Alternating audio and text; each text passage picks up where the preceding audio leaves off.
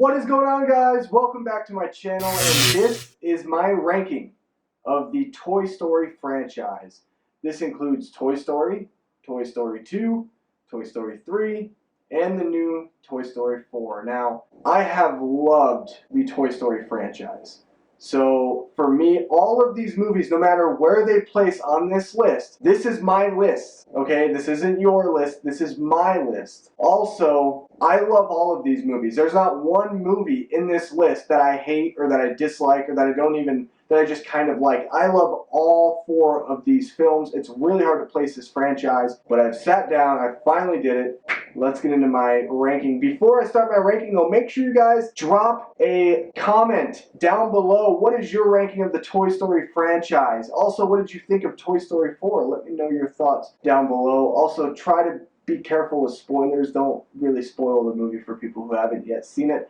Also, make sure you guys subscribe to my channel and join the film fan community where I do more rankings. I have a Child's Play ranking coming up as well. So definitely stay tuned for all of that goodness. So guys, getting into it with my number 4, Toy Story 2. I love Toy Story 2. This movie is phenomenal. It's hilarious. It's got one of my favorite characters in Pixar, Al from Al's Toy Barn, who is just so funny and so gross at the same time. And this movie is really reflective of figuring out who you truly are, what you are supposed to do in life. And that's where we find Woody in this movie, where he's conflicted because he gets captured by Al. He gets to meet Jessie, and he gets to meet all of these characters that are in Woody's Roundup, this show that was on back in the day that kids loved. It's really emotional to see the relationship that he has with these characters and realizing that he belongs with them, but also at the same time realizing he's Andy's toy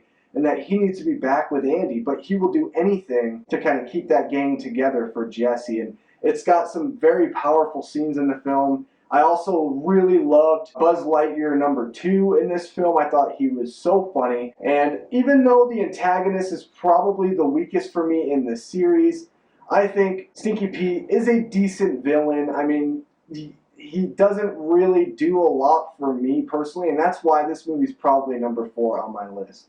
Number 3, Toy Story 4. I loved this movie. I thought it was fantastic. It's right now my number 2 film of the year. This movie hit all of the emotional beats that I wanted it to. It's not as emotional as Toy Story 3, but it goes into depth once again about finding who you truly are, having those questions about yourself, and having questions about where you need to go in life. What is next after you have already done everything that you had in your previous role? And it's really a movie about growing up and getting out and seeing the world and realizing there's more to life than just kind of being boxed in. And this movie is fantastic. I love the relationship that they continue to build on with Woody and Bo Peep in this film.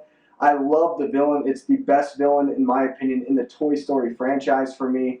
And I just absolutely had a blast with this film. It is the funniest of the Toy Story franchise. You get some great new characters in Key and Peele's Bunny and Ducky, and then you also get amazing Keanu Reeves as Duke Kaboom. I just had a blast with this film, and I just absolutely love it. Number 2 is Toy Story. I love the original Toy Story. I'm saying that for all these films. I love, because I love this franchise, and I want to emphasize that to you guys.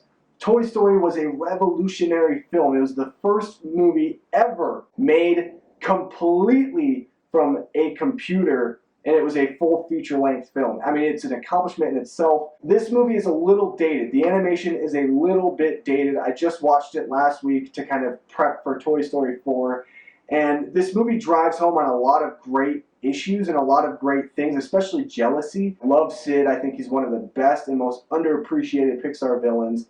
I also really love the dynamic that the toys have, and I love Andy. I just really love the relationship Andy has with these toys and how they mean so much to him. And Woody and Buzz. I mean, this is a Woody and Buzz story, and this is what I want from my Toy Story movies, is that Woody and Buzz on-screen chemistry that they have just is electrifying. Toy Story is fantastic. And my number 1 film, doing process of elimination, it's easy, Toy Story 3. This is my second favorite Pixar film in the entire Pixar world. I love this movie. This movie hits me on an emotional level that not a lot of films do. I choke up every time I watch that scene of Andy playing with the toys one last time. To me, that's the most emotional beat of the film. Yes, it's very emotional when they all embrace and they hold each other's hands as they're about ready to go into the furnace, realizing this is the end for them, but at least they're together. But the part that really, really shakes me every time I watch it is Andy playing with the toys one last time, because that's all they wanted. They just wanted Andy to play with them one more time. And I'm just getting chills just talking about it right now. I absolutely love this film. I think the villain, Hugzo, is a good villain. You understand his point of view. I think the daycare setting is really unique and really cool. Andy moving on, growing up, going to college. All that is so true to who we are as people. And that's what I love about this franchise. It grows with us constantly. And so Toy Story 3 is my favorite Toy Story film. That's the one that I pick to watch any day of the week over any of the other ones. But anyway, guys, that is my Toy Story ranking. Let me know what you thought of my ranking down below. Again, make sure you guys subscribe to my channel for more content just like this.